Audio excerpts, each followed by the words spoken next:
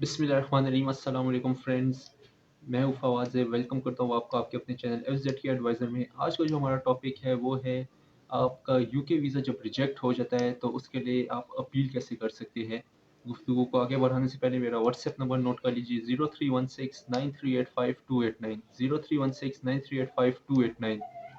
UK का जब आप विजिट वीज़ा या टूरिस्ट वीज़ा अप्लाई करते हैं और वो रिजेक्ट हो जाता है तो उसमें यूके की डिफ्यूज़न में साफ साफ लिखा होता है कि आपके पास राइट नहीं है कि आप इस वीज़े को अपील कर सके इसके अगेंस्ट, लेकिन आप बिल्कुल कर सकते हैं। बहुत से एजेंट्स को, बहुत से लोगों को पता नहीं होता, क्योंकि यूके की फ़ी जो होती है वीज़ा की वो नॉन रिफंडेबल होती है। तो जब रिजेक्ट हो जाता है तो लोग समझते हैं कि फ़ीस ज़ाया हो गई है, जो कि सही बात है। लेकिन आप अगर इसको अपील करना चाहें तो आप कर सकते हैं। अपील करने के दो तरीके होते हैं, एक होता है जुडिशियल रिव्यू एंड सेकंड होता है पैप, जिसको कहते हैं pre action protocol.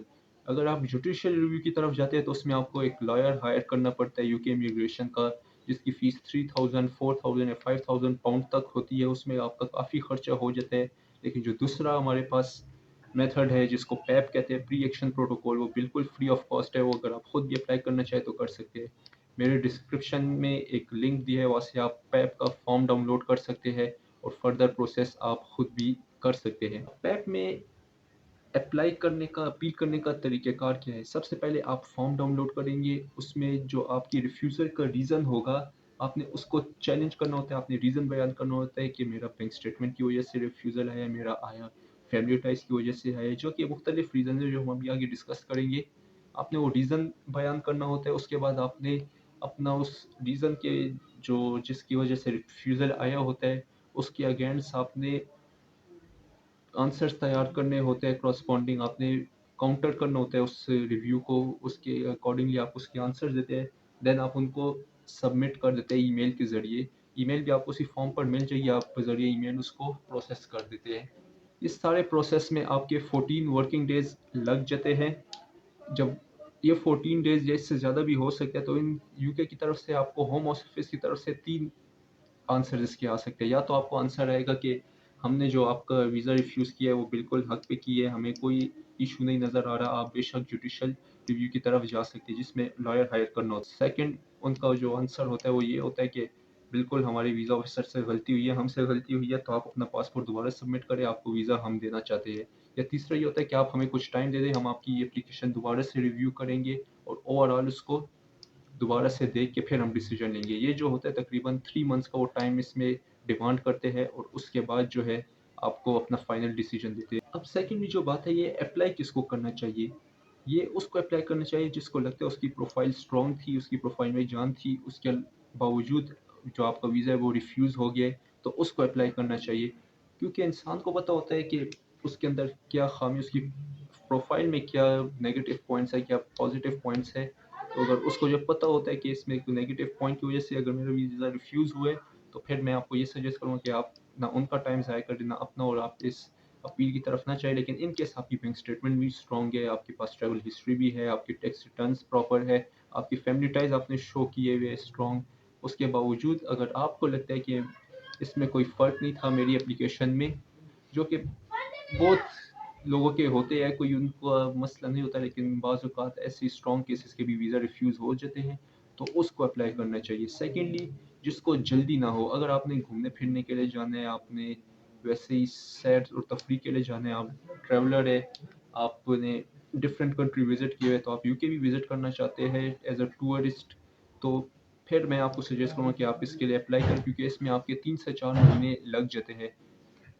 On the other hand, अगर किसी को जल्दी है, किसी ने किसी इमरजेंसी में जाना है, किसी शादी में जाना है, किसी रिश्तेदार से मिलने जाना है, तो उनको फिर मैं ये सजेस्ट करूँगा कि आप पैप की तरफ ना जाएँ, रिएक्शन प्रोटोकॉल की तरफ ना जाएँ, आप फिर न्यू वीज़ा अप्लाई करें। डेफ़िनेटली आप दोबारा से वीज़ा के चार्जेज़ देंगे और न्यू वीज़ा आप अप्लाई करें और अपने कवर लेटर में ये शो करें कि मेरी इन मिस्टेक्स की वजह से जो है मेरा वीज़ा रिफ्यूज़ हुआ। तो मैं इस बार आपको स्ट्रांगली ये बताना चाहता हूँ कि मैंने अपने वो टाइज़ दोबारा से शो करके उनको थोड़ा इम्प्रूव कर लिए, और आप इस बार, मैं उम्मीद करता हूँ आप मुझे वीज़ा दे देंगे। तो आप जब कवर लेटर में वो जस्टिफ़िकेशन दे देते हैं तो आपको दोबारा इंशाल्लाह वीज़ा जो है ग्रांट हो जाता है। अब जो वजूहात हम बयान करने वाले हैं कि किन वजूहात की वजह से आपका वीज़ा रिजेक्ट हो सकता है। सबसे पहले जो है कि आप شو کرتے ہیں اپنی کور لیٹر میں کہ آپ بزنس مین ہیں، لیکن آپ کی جو بزنس کا ڈاکومنٹس ہے اور آپ کی جو بینک اسٹیٹمنٹ ہے وہ کچھ اور ہی شو کر رہی ہوتی ہے. مثال کے طور پہ آپ کہتے ہیں کہ میں بزنس مین ہوں اور میرا جو سال کا پروفٹ ہوتا ہے نیٹ پروفٹ وہ 12 لاکھ روپیز ہوتا ہے، لیکن آپ نے ٹیکس ریٹرن میں 4 لاکھ 5 لاکھ شو کیا ہوتا ہے ٹیکس سے بچنے کے لیے. تو وہ یہاں پہ آپ کی بینک اسٹیٹمنٹ اور ٹیکس ریٹرنس مس میچ ہو رہے ہوتے ہیں. تو وہ کہتے ہیں جب اس نے بینک اسٹیٹمنٹ میں شو کیا کہ یہ 10 لیکس کماتا ہے تو ٹیکس ریٹرن میں 6 لیکس ہوئے، اس وجہ سے آپ کو وہ جو ہے ویزا ریجیکٹ کر دیتے ہیں. آپ کی فیملی ٹائز صحیح شو نہیں ہو رہے ہوتے. مثال کے طور پہ آپ کہتے ہیں یہ میری فادر ہے، یہ مدر ہے اور میں میرڈ نہیں ہوں، لیکن جب وہ چیک کرتے ہیں ریکارڈ میں تو آپ میرڈ ہوتے ہیں. اس میں مس میچ آ رہا ہوتا ہے. آپ کہتے ہیں میں جاب کرتا ہوں، میری سیلری جو ہے وہ 1 لاکھ روپے ہے، لیکن آپ کی سیلری جو ہوتی ہے کم ہوتی ہے. اس میں مسئلہ ہوتا ہے. آپ کچھ بھی نہیں کرتے، آپ اگر جاب بھی کرتے ہیں بزنس بھی کرتے ہیں، لیکن آپ کی جو ہے بینک اسٹیٹمنٹ 35 لاکھ شو ہو رہی ہوتی ہے، تو بھی اس میں بھی شک و شبہ آ جاتا ہے کہ اس کے پاس یہ 35 لاکھ کہاں سے آئے کہ اس نے، کیونکہ یہ تو اگر آپ مثال کے طور پہ آپ جاب کرتے ہو اور آپ کی تنخواہ 1 لاکھ روپے ہے جس میں آپ کا obvious سی بات ہے خرچہ بھی ہوتا ہے منتھلی، تو آپ اس میں یہ شو کرتا ہے کہ میری 1 لاکھ روپے سیلری اور 40,000 میرا منتھلی خرچہ ہے اور 60,000 آپ کی بچت ہے. جب وہ 6 مہینوں کی اسٹیٹمنٹ آپ نکالتے ہیں تو 3 ساڑھے 3 4 لاکھ روپے بنتے ہیں اور آپ کے بینکس میں جو ہے 35 لاکھ شو ہو رہے ہوتے ہیں. تو وہ بھی اس بات کو سمجھتا ہے کہ آپ نے کسی دوست سے کسی فیملی ممبر سے پیسے ادھار لے کر اور بینک میں ڈالا ہے. تو وہ بھی اس بات کو سمجھتا ہے کہ ایک دم سے تو پیسے نہیں آ سکتے. ہاں اگر آپ یہ ایک دم سے بینک اکاؤنٹ میں کوئی بڑی ٹرانزیکشن ہو رہی ہے تو آپ نے وہ کور لیٹر میں جسٹیفائی کرنا ہوتا ہے، جیسے کہ آپ نے کوئی سونا بیچ دیا، آپ نے کوئی گاڑی بیچ دی، آپ کو جو ہے جائیداد کا حصہ مل گیا، پراپرٹی شیئر مل گیا، یا آپ کا کوئی لکی ڈرا نکل آیا، آپ کے پاس کیش پہلے سے پڑے ہوئے تھے آپ نے وہ بینک میں ڈال دیے.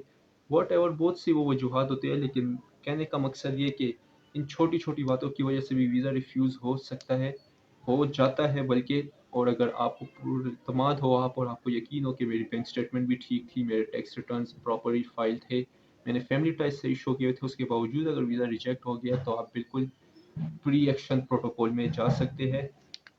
اس کے علاوہ آپ کو اگر ہماری سروس چاہیے، اوبویسلی ہم بھی یہ سروس پرووائڈ کرتے ہیں. کوئی بھی آپ کسی اچھے کنسلٹنٹ کے پاس جا سکتے ہیں. اگر آپ کو ہماری سروس چاہیے ہم بھی آپ کو پرووائڈ کر دیں گے. اوبویسلی پہلے ہم آپ کا جو ہے کیس اسٹڈی کریں گے، آپ کا ریفیوزل اسٹڈی کریں گے کہ کس وجہ سے آپ کا جو ویزا ہے وہ ریفیوز ہوا ہے. اس کے بعد آپ کے ڈاکومنٹ اسٹڈی کریں گے، bank statement, F R C, family ties, business کے ڈاکومنٹس، اگر جاب کرتے ہیں تو جاب کے ڈاکومنٹس. اس کے بعد آپ کا ہم پراپر یہ پروسیس کریں گے. سب سے پہلے آپ کی ہم اسسمنٹ کریں گے، اوبویسلی اس کے بھی چارجز ہوتے ہیں.